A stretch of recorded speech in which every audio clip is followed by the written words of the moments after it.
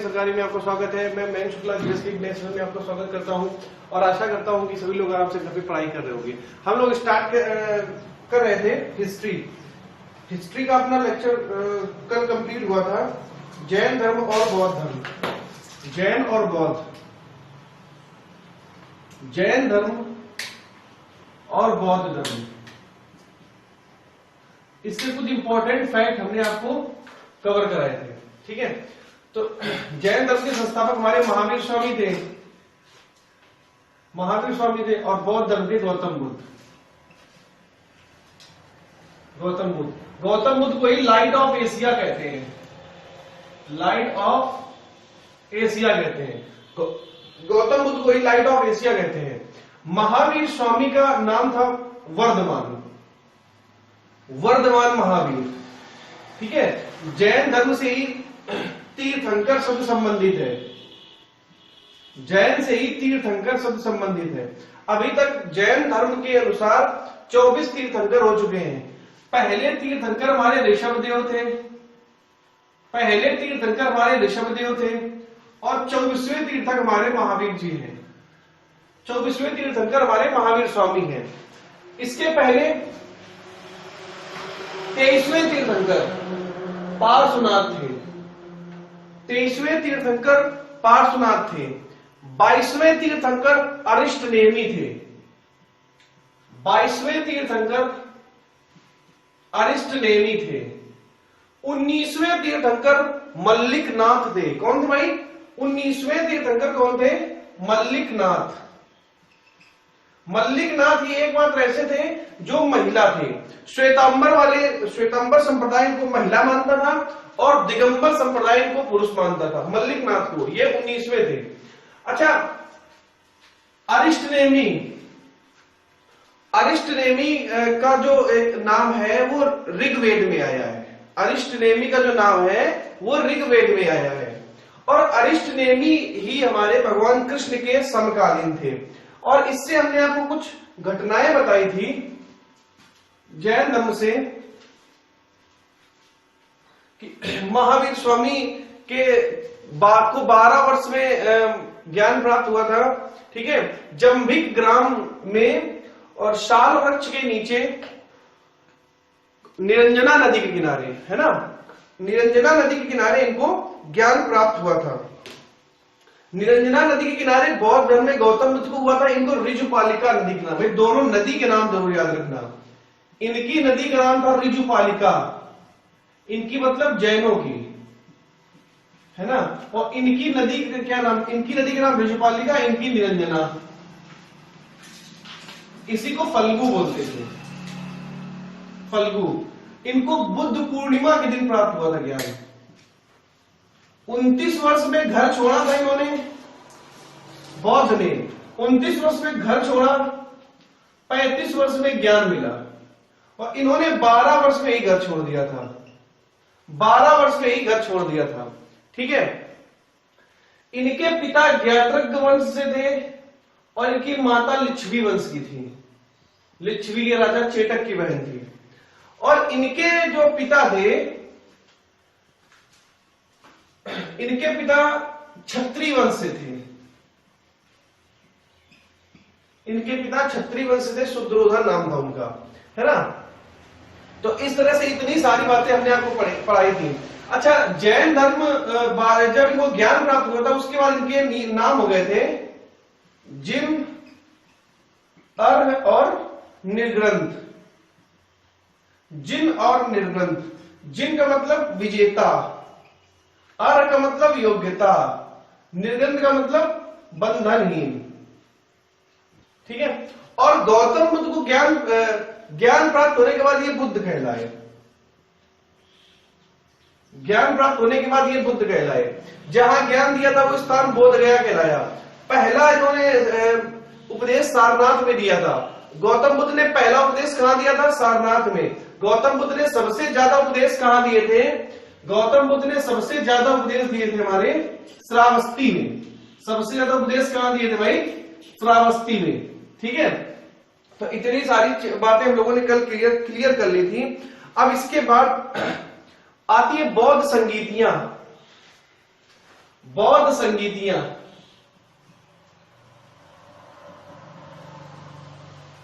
बौद्ध संगीतियां, बौद्ध संगीतियां कितनी बौद्ध संगीतियां हुई थी, तो हम इसमें लगाएंगे 4। पहली, दूसरी, तीसरी, चौथी। पहली हुई थी अजात शत्रु के समय,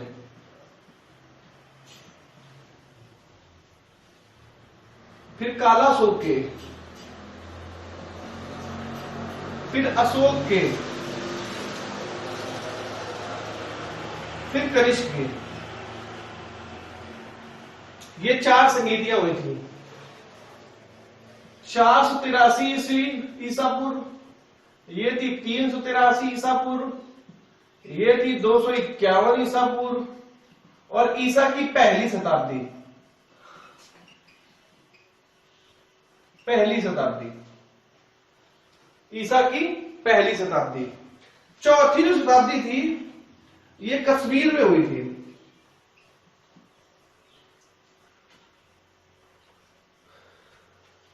ये हुई थी राजगीर में,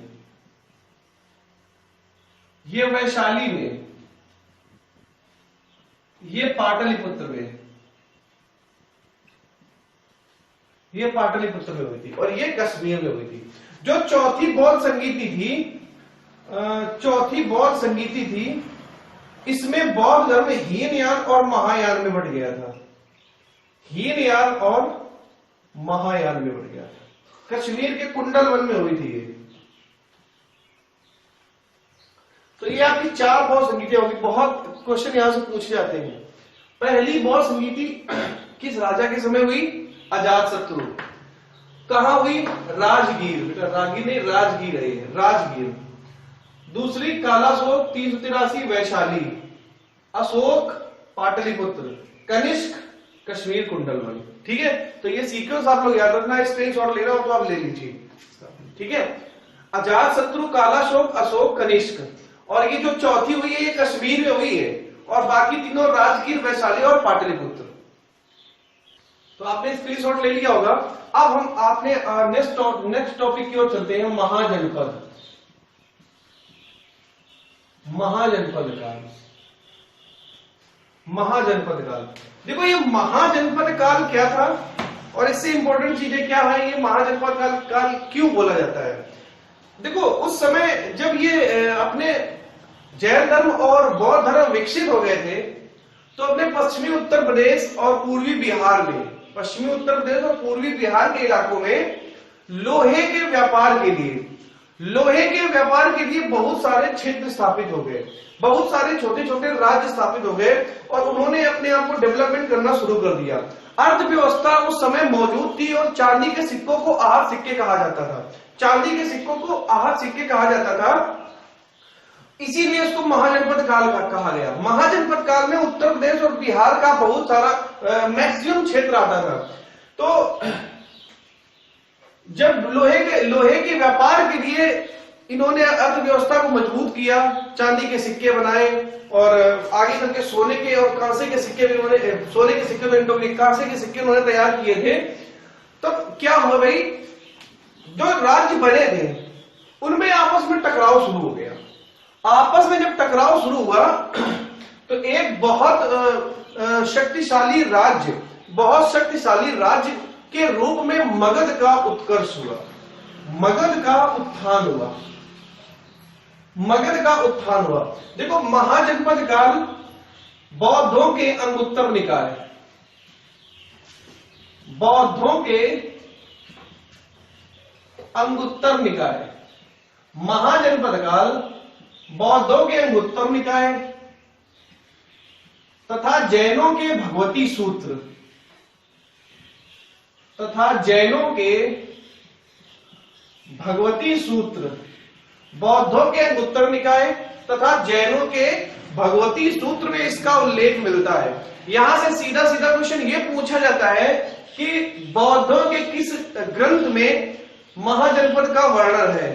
तो बौद्धों का यह अंगुत्तर निकाय है, और जैनों का अगर पूछा जाए तो जैनों का भगवती सूत्र है। दोनों का नाम याद रखना, बहुत इंपॉर्टेंट क्वेश्चन है। यहां से फैक्ट बनता है कि महाजनपदों का वर्णन बौद्धों के किस ग्रंथ में है? अंगुत्तर निकाय। जैनों के भगवती सूत्र। अब देखो कुल महाजनपद कितने थे? तो कुल महाजनपद 16 महाजनपद थे। कितने थे भाई? 16। कुल 16 महाजनपद थे। अब इनको भी आप फैक्टराइजेशन कर लो, इनको 15 कर लो और इसको 1 कर लो। ये जो 15 थे ये उत्तरी भारत में थे। ये जो 15 महाजनपद थे ये उत्तरी भारत में थे। 15 महाजनपद जैसे मगध हुआ, कौशल हुआ, कर्ण हुआ, ये सारी जो चोर हुआ, चेदी हुआ, तो ये जो सारी चीजें हैं ये हम लोग उत्तरी भारत में करेंगे। इसके बाद एकमात्र महाजनपद जो दक्षिणी भारत में था वो अपना आ जाता है अश्मक। अश्मक ये क्वेश्चन पूछा जाता है कि एकमात्र महाजनपद जो दक्षिण भारत में है, एकमात्र महाजनपद जो दक्षिणी भारत में है क्या कहलाता है? अश्मक। बाकी कहां है? उत्तरी भारत में 15 और 1 16। ठीक है, तो महाजनपद के बारे में इतनी जानकारी आपको हो गई। महाजनपदों का उदय क्यों हुआ, महाजनपदों का उदय क्यों हुआ और इसके बाद लड़ाई क्यों हुई आपस में। जब लड़ाई हुई तो उसके बाद अलग अलग डिवाइडेशन हुआ। उसके बाद एक साम्राज्य जो बहुत शक्तिशाली रूप में अपने आप को उसने प्रोग्रेस कर लिया और सबसे बड़ा महाजनपद बन गया वो मगध। इसके बाद हम लोग मगध पे ही चल रहे हैं। और इस अगर पूछा जाए उत्तरी में कौन था, दक्षिणी में कौन था, तो दक्षिण भारत में सिर्फ एक महाजनपद था जिसका नाम था अश्मक। बाकी 15 महाजनपद हमारे उत्तरी भारत में थे। ठीक है, तो ये भाई आप लोग याद जरूर कर लेना कि बौद्धों के ग्रंथ अंगुत्तर निकाय है और जैनों का है भगवती सूत्र। ठीक है, जैनों का है भगवती सूत्र। इसके बाद देखो महाजनपद की थोड़ी सी जानकारी आपको हो गई। अब यहां से हमने आपको यह बता दिया कि जब सभी छोटे छोटे राज्यों के बीच आपसी विवाद हुआ तो उस विवाद के बाद एक शक्ति थी जो सबसे ऊपर आ गई। उस शक्ति का नाम था मगध। मगध साम्राज्य। अब हम लोग इसके बारे में पढ़ेंगे कि ये मगध क्या है। इसके बारे में पढ़ेंगे कि ये मगध क्या है। मगध साम्राज्य हम लोग पढ़ रहे हैं। मगध साम्राज्य, मगध साम्राज्य जो था वो महाजनपदों में सबसे बड़ा साम्राज्य था। और मगध साम्राज्य में एक वंश था हर्यक वंश। हर्यक वंश, तो हर्यक वंश की वजह से ही मगध साम्राज्य ने सभी छोटे छोटे महाजनपदों पर को हराकर अपना साम्राज्य सबसे बड़ा किया। इसमें हर्यक वंश से हम लोग पढ़ेंगे 544 से 412 तक। 544 ईसा पूर्व से 412 ईसा पूर्व तक। देखो इसका सबसे मगध के तहत हर्यक वंश का पहला राजा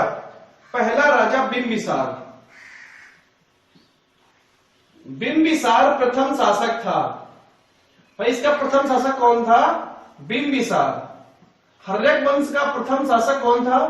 बिंबिसार। देखो बिंबिसार इसका प्रथम शासक था। बिंबिसार का पुत्र जो था वो अजातशत्रु था। तो बिंबिसार ने क्या किया? बिंबिसार ने अंग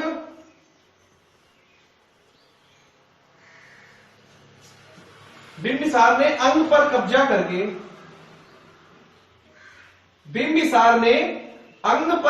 करके उसे अपने पुत्र अजातशत्रु को दे दिया। अजातशत्रु को दे दिया। देखो अंग को अपने साम्राज्य में किसने मिलाया था? बिंबिसार ने। बिंबिसार का पुत्र कौन था? अजातशत्रु। देखो आपको लिख देते हैं, आप लोग ऐसे याद करना। बिंबिसार इसका पुत्र अजातशत्रु, इसका पुत्र उदयन। ये सीरीज याद कर लेना। बिंबिसार का पुत्र अजातशत्रु, अजातशत्रु का पुत्र उदयन। ठीक है, बिंबिसार, अजातशत्रु, उदयन, ये याद कर लेना है ना। तो अजात शत्रु को दे दिया। अब देखो अजात शत्रु को जब इसने कहां का राजा बना दिया, अंग का राजा बना दिया। अब देखो हर्रेक वंश की, इस वंश की राजधानी, इस वंश की राजधानी कहां थी भाई, राजगीर। राजगीर, इसी को हम लोग गिरिव्रज बोलते थे। इस वंश की राजधानी राजगीर थी, इसको हम लोग गिरिव्रज बोलते थे। ठीक है, राजगीर और गिरिव्रज। इसके बाद हाँ, इसके बाद आता है कि अजातशत्रु ने बिंबिसार की हत्या कर दी। अजातशत्रु ने बिंबिसार की हत्या कर दी। अजातशत्रु ने बिंबिसार की हत्या कर दी और हर्रेक वंश का राजा बन गया। हत्या कर दी और राजा बन गया। तो देखो हर्रेक वंश में बिंबिसार प्रथम शासक था, इसने अंग पर कब्जा कर लिया और अंग को किसको दे दिया, अजातशत्रु को। इस वंश की राजधानी राजगीर थी, जिसको हम लोग गिरिव्रज बोलते थे। अजातशत्रु ने बिंबिसार की हत्या कर दी और इसको और खुद राजा बन गया। याद रखना अजातशत्रु को कुलिक कहा गया, ये क्वेश्चन पूछा जाता है। अजातशत्रु को कुलिक कहा गया। ठीक है, और एक खासियत थी हर्रेक वंश के शासकों में, हर्रेक वंश के जो जितने भी शासक थे, हर्रेक वंश के शासक पितृहंता थे। पितृहंता थे भाई। हर्रेक वंश के जितने भी, अभी हमने आपको पढ़ाया बिंबिसार ने अजातशत्रु की, अब अजातशत्रु की हत्या उदयन कर देगा। ठीक है, तो इसके जितने भी शासक थे वो सब पितृहंता थे। तो भाई हर्रेक वंश से इतनी सारी जानकारी आप लोग लिख लो। बिंबिसार प्रथम शासक था, राजधानी राजगीर गिरिव्रज थी, अंग पर कब्जा बिंबिसार ने किया। ये क्वेश्चन पूछा जाता है कि हर्रेक वंश में अंग को किसने मिलाया था, अंग को किसने मिलाया था, तो बिंबिसार ने। ठीक है, उसमें अजातशत्रु मत करना, क्योंकि अंग को जीता था बिंबिसार ने। जीतने के बाद अजातशत्रु को दे दिया था कि लो राजा बनने की ट्रेनिंग करो इसमें, क्योंकि राजा तुमको ही बनना है आगे। तो राजा बनने से पहले ही अजातशत्रु ने बिंबिसार को टपका दिया, है ना। तो अजातशत्रु को टपकाने के लिए कुलिक कहा गया। और इस वंश के सभी शासक पितृहंता थे। इस वंश के सभी शासक पितृहंता थे। आप लोग स्क्रीनशॉट ले लो इसका। तो अजातशत्रु ने बिंबिसार की हत्या कर दी और गद्दी पर बैठ गया। ठीक है, गद्दी पर बैठ गया अजातशत्रु। अच्छा, अजातशत्रु ने 492 में हत्या की थी। 492 ईसा पूर्व में हत्या की और राजा बना और गद्दी पर बैठा, और गद्दी पर बैठा। ठीक है,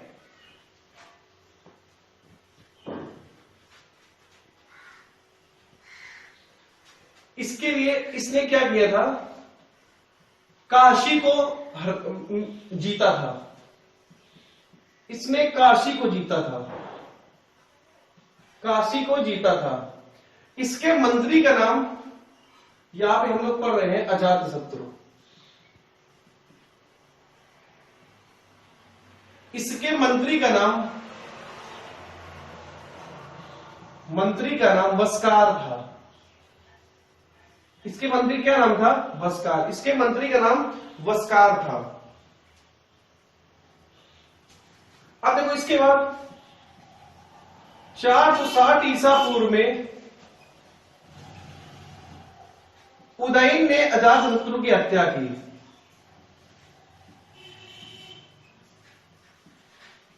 ठीक है, देखो अभी हमने आपको बताया बिंबिसार का पुत्र, सीरीज याद कर लेना फिर से। बिंबिसार का पुत्र कौन था भाई, अजातशत्रु। अजातशत्रु का पुत्र कौन था भाई, उदयन। ठीक है, बिंबिसार अजातशत्रु, अजातशत्रु का उदयन। तो देखो अजातशत्रु ने बिंदुसार को मारा, अजातशत्रु ने बिंदुसार को मारा कब, 492 में, है ना। और फिर उसके बाद उसका पुत्र आया उदयन, और अजातशत्रु को क्या बोला गया था, कुणिक। ये नाम याद रखना, कुणिक बोला गया था। इसके बाद आता है उदयन। उदयन ने क्या किया, उदयन ने अजातशत्रु को टपका दिया। अब जब अजातशत्रु को कब तक आया 460 में, जब 460 में इसने मारा तो उसके बाद इसने क्या किया, पाटलिपुत्र की स्थापना की। पाटलिपुत्र की स्थापना उदयन ने की। किसने की भाई, उदयन ने। पाटलिपुत्र को किसने बसाया था, उदयन ने, और इसने पाटलिपुत्र को राजधानी बनाया। पाटलिपुत्र को राजधानी बनाया, पाटलिपुत्र को राजधानी बनाया। देखो उदयन से पहले था अजातशत्रु, अजातशत्रु से पहले था बिंबिसार। तो बिंबिसार और अजातशत्रु के समय हर्यक वंश की राजधानी कहां थी भाई, गिरिव्रज, गिरिव्रज या फिर राजगृह, राजगीर, सॉरी राजगीर या गिरिव्रज, ये राजधानी हर्यक वंश की थी बिंबिसार और अजातशत्रु के समय। बट जैसे ही उदयन ने अजातशत्रु की हत्या 465 ईसा पूर्व में की तो उसने तुरंत क्या किया, राजगीर को राजधानी परिवर्तन करके उसने पाटलिपुत्र एक नया नगर बसा दिया। पाटलिपुत्र को नए नगर की स्थापना कर दी, है ना। जैसे ही नए नगर की स्थापना की तो राजधानी स्थानांतरण कर लिया, और राजधानी स्थानांतरण करने के बाद इसने पाटलिपुत्र को अपनी राजधानी बना दिया। इस तरह से हर्यक वंश का एकमात्र शासक जिसने राजधानी, सबसे पहले राजधानी परिवर्तन किया था, उदयन आपके सामने आ जाता है। ठीक है, अब पाटलिपुत्र को राजधानी बनाया, पाटलिपुत्र की स्थापना भी की। इसके बाद आता है कि उदयन, इस जो ये हर्यक वंश था इसका अंतिम शासक, अंतिम शासक कौन था भाई, नागदशक। अंतिम शासक कौन था, नागदशक। ठीक है, अंतिम शासक था नागदशक। हर्यक वंश का पहला शासक बिंबिसार, हर्यक वंश का अंतिम शासक नागदशक। नागदशक का ही सेनापति था शिशुनाग, नागदशक का सेनापति था शिशुनाग। तो शिशुनाग ने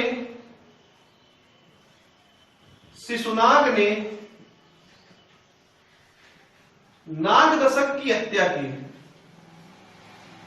शिशुनाग ने नागदशक की हत्या की और मगध पर शिशुनाग वंश बसाया, शिशुनाग वंश का निर्माण किया, शिशुनाग वंश को बसाया। हर्यक वंश यहां से खत्म हो जाता है। तो हर्यक वंश के बारे में आप लोगों ने कितनी जानकारी ली अभी तक, तो कि हर्यक वंश में 3 शासक हुए, बिंबिसार, अजातशत्रु और उदयन। बिंबिसार का पुत्र अजातशत्रु, अजातशत्रु का उदयन। बिंबिसार और अजातशत्रु के समय उसकी राजधानी राजगीर या गिरिव्रज थी। उसके बाद उदयन ने पाटलिपुत्र बसाया, पाटलिपुत्र को बसाने के बाद उसी को राजधानी बनाया। अजातशत्रु ने बिंबिसार को मारा था 492 में, और उदयन ने अजातशत्रु को मारा 460 ईसा पूर्व में। ठीक है, अजातशत्रु के मंत्री का नाम यमास्क था। ठीक है, सॉरी वस्कार था, है ना। तो ये इसका आप लोग स्क्रीनशॉट जरूर ले लीजिए। तो हर्यक वंश के बाद मगध में स्थापित होता है नया शिशुनाग वंश। शिशुनाग वंश, हर्यक वंश के बाद नंबर आता है शिशुनाग वंश। शिशुनाग वंश की स्थापना किसने की थी, शिशुनाग ने। शिशुनाग ने स्थापना की। ठीक है, शिशुनाग ने स्थापना की, और इसने सबसे पहले क्या किया था, राजधानी को वैशाली बनाया। वैशाली को राजधानी बनाया, वैशाली को राजधानी बनाया, वैशाली को इसने अपनी राजधानी बनाया।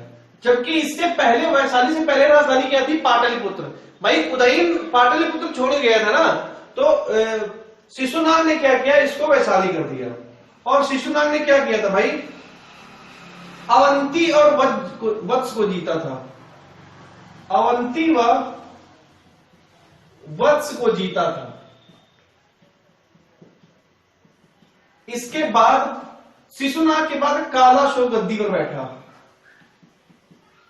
कालाशोक गद्दी पर बैठा, कालाशोक गद्दी पर बैठा। कालाशोक ने क्या किया, पुनः राजधानी पाटलिपुत्र बनाई, पुनः राजधानी पाटलिपुत्र बनाई।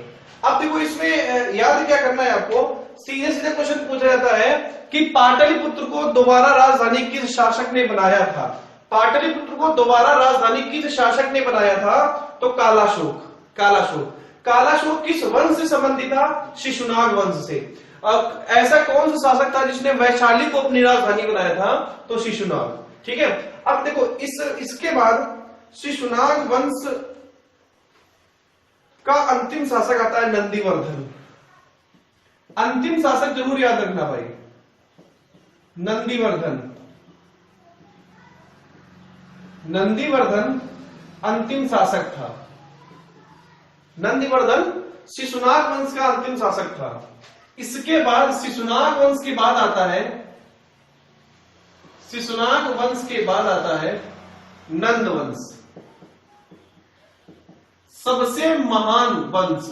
अगर मगध साम्राज्य में सबसे महान वंश की और सबसे बड़े वंश की आप बात करेंगे, सबसे शक्तिशाली वंश की आप बात करेंगे, तो वो नंद वंश आता है। ठीक है, नंदीवर्धन को हराकर महापद्मनंद, महापद्मनंद, महापद्मनंद ने नंद वंश की स्थापना की,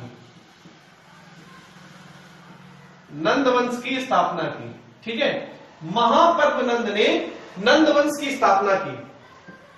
देखो चूंकि ये बहुत शक्तिशाली था, ये जो नंद वंश था वो बहुत शक्तिशाली था, इसलिए इतना शक्तिशाली वंश बनाने के लिए महापद्मनंद को एक राठ व एक छत्र, एक राठ व एक छत्र की उपाधि दी गई,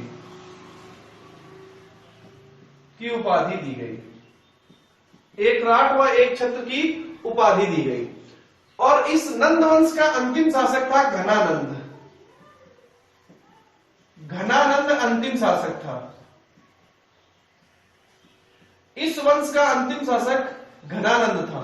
घनानंद से एक बहुत इंपॉर्टेंट चीज है कि ये सिकंदर का समकालीन था, सिकंदर का समकालीन था। तो देखो शिशुनाग वंश से इतनी सारी डिटेल आपके पास आ गई। देखो ये जो सारे वंश हैं, इनसे ज्यादा चीजें पढ़नी नहीं है आपको, बहुत सिलेक्टिव चीजें पढ़नी है ना, वो सिलेक्टिव चीजें जो एग्जाम में पूछी जाती हैं। शिशुनाग वंश की स्थापना किसने की थी? मैक्सिमम यहां से क्वेश्चन यही बनता है कि पहला शासक कौन था और अंतिम शासक कौन था। अधिकतर यही क्वेश्चन पूछा जाता है, लेकिन वो उससे ऊपर आएगा तो शासक के बाद सीधे अटैक करते हैं राजधानी के ऊपर, कि राजधानी कौन किसने बनाया था, किसने कहां ले गया था, कौन दोबारा ये पाटलिपुत्र किसने बनाया था। छोटे छोटे क्वेश्चन यही पूछे जाते हैं। तो शिशुनाग वंश की स्थापना शिशुनाग ने की थी। शिशुनाग ने की थी किसको मारकर? नंदीवर्धन को मार, सॉरी उसका मगध साम्राज्य को, मगध का जो अंतिम शासक था, मगध का जो अंतिम शासक था उसको मारकर शिशुनाग ने शिशुनाग वंश की स्थापना की थी। शिशुनाग ने क्या किया था? शिशुनाग वंश की स्थापना की थी। नंद वंश के अंतिम शासक नागदशक को मारकर शिशुनाग ने शिशुनाग वंश की स्थापना की।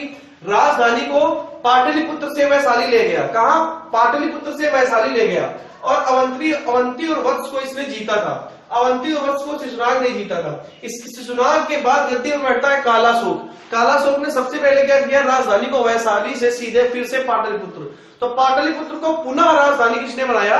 कालाशोक ने। इसके बाद नंदीवर्धन इसका अंतिम शासक बना।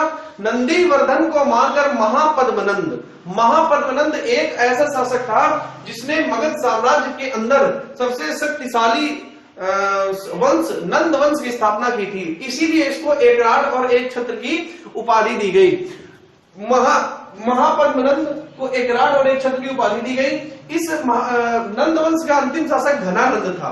घनानंद का इंपॉर्टेंस इसलिए है क्योंकि घनानंद सिकंदर का समकालीन था। तो इस तरह से ये आपका नंद वंश, शिशुनाग वंश और हर्यक वंश खत्म होता है। आप लोग इसका स्क्रीनशॉट ले लीजिए। अब चूंकि जो नंद वंश का अंतिम शासक घनानंद सिकंदर का समकालीन था, इसलिए आप लोग सिकंदर का आक्रमण,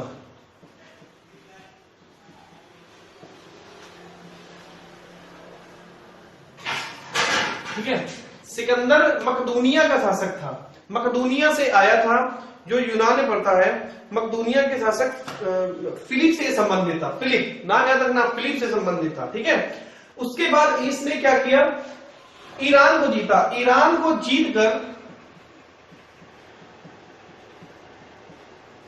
ईरान को जीतकर काबुल होते हुए,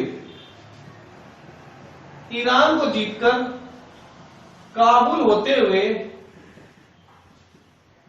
खैबर दर्रा पार किया, खैबर दर्रा पार किया और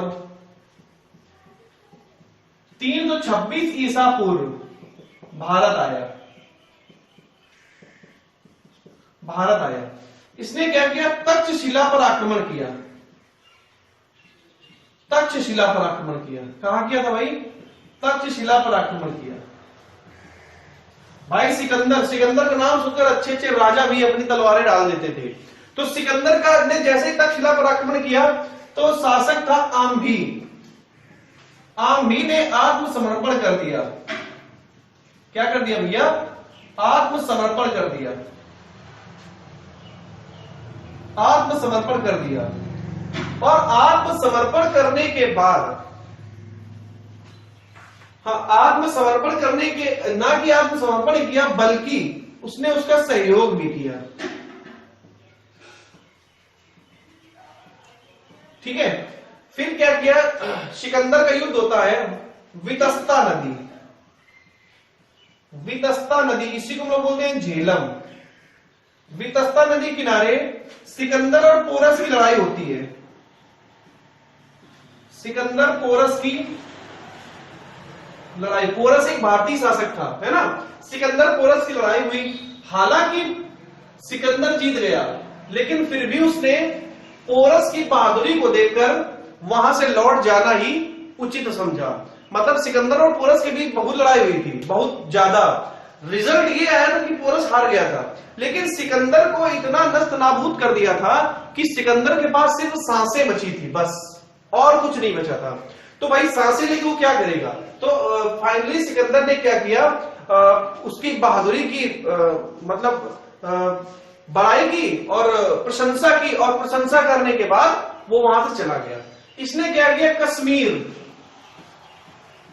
कश्मीर में बहु केफला नामक गांव बसाया।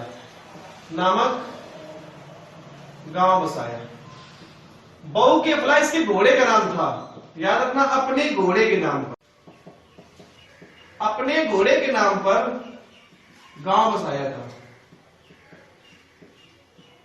अपने घोड़े के नाम पर गांव बसाया था। ठीक है। तो ये कुछ वो सिकंदर की फिर से थोड़ी बहुत चीजें आ जाती। हाँ, इसका सेनापति था सेल्यूकस निकेटर,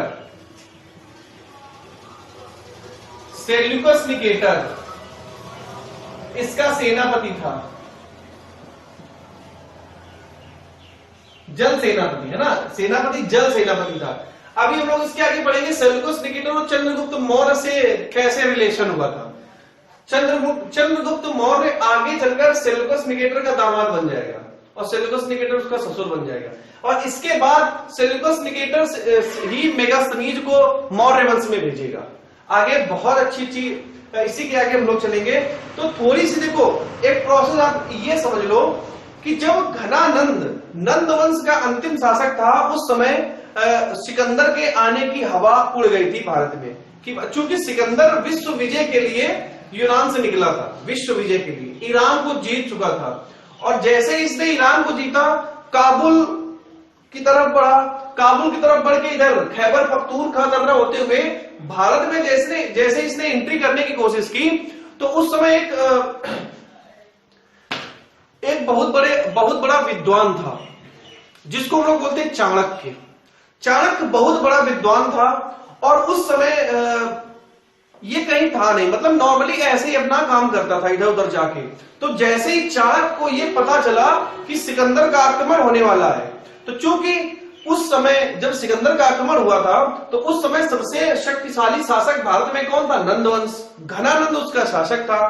तो घनानंद के दरबार में ये चाणक्य गया चाणक्य, और उसने ये बोला कि घनानंद साहब आप सबसे शक्तिशाली हैं, सिकंदर का आक्रमण होने वाला है, क्यों ना हम लोग जितने सारे साम्राज्य हैं हम लोग एक होकर भारत का जो, भाई ये भारत है ना, देखो नॉर्मली कुछ ऐसा ही हम लोग तो भारत बनाते हैं ना, तो ये पश्चिमी एरिया में जितनी सारी यहाँ पे छोटे छोटे साम्राज्य हैं उत्तर प्रदेश और बिहार साइड में, सब सारी सेना यही लगा दो भाई, चूंकि इधर से तो आ नहीं सकता है, वो इधर से ही आएगा, सारी सेना आप इधर लगा दो, सिकंदर को कैसे भी रोक लो आप, सिकंदर को भारत ना आने दो, उसके बाद भाई हम लोग दुश्मन है, दोस्त है, आपस में सब अपना एडजस्ट कर लेंगे, लेकिन बाहरी आक्रमण भारत में ना हो, इसको रोको।